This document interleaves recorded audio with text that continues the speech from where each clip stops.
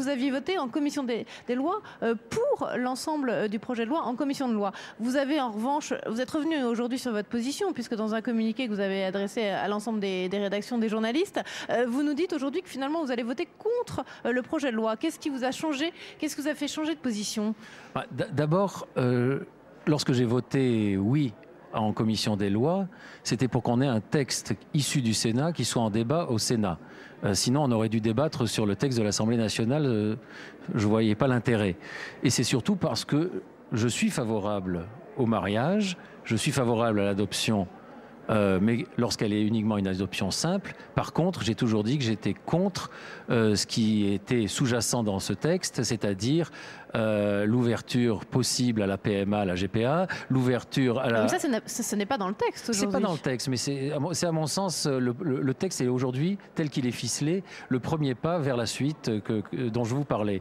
Moi, ce qui me fait aujourd'hui voter contre, c'est l'ensemble de la philosophie de ce texte, du refus du gouvernement d'écouter les uns et les autres. Mais Jean-Michel Bailly nous disait à l'instant qu'il y avait eu beaucoup de débats autour de cette question du mariage homosexuel. Vous estimez qu'ils n'ont pas été suffisants, ces débats? Moi, j'estime que le débat, il ne fait que commencer aujourd'hui, on le voit.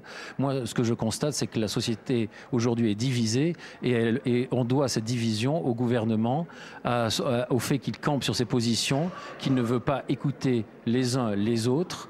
Et moi, je suis toujours favorable au mariage, mais je suis défavorable au texte tel qu'il est présenté et surtout à la façon dont il est défendu par le gouvernement. Donc c'est plutôt une question de procédure plutôt que de fond finalement.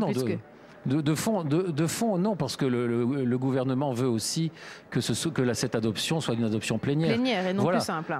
Or, l'adoption plénière, elle tient déjà de manière assez bancale juridiquement. Elle va être en plus la source de beaucoup de déceptions à mon sens, parce que ça ne va pas régler.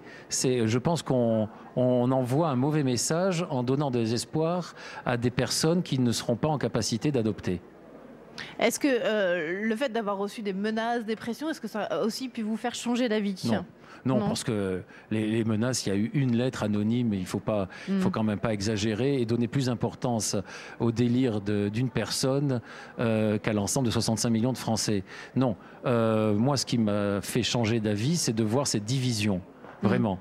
De toute façon, si j'étais favorable en commission, je m'étais toujours fixé comme barrière que je n'irais pas au-delà, tout simplement parce que je ne peux pas soutenir ce texte, parce qu'il ne me satisfait pas personnellement. Sauf si les dispositions autour de l'adoption sont modifiées en séance ici au Sénat.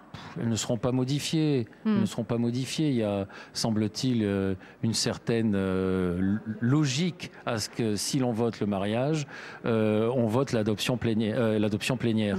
Donc moi, j'avoue que non, là-dessus, je ne peux pas rejoindre ceux qui soutiennent de façon un peu obstiner ce texte tel qu'il est, sans vouloir écouter qu'il y a d'autres solutions. L'autre solution, c'est l'union civile. J'ai signé un amendement avec mon collègue Christian Cointat et là-dessus, moi, je défendrai aussi la création de l'union civile.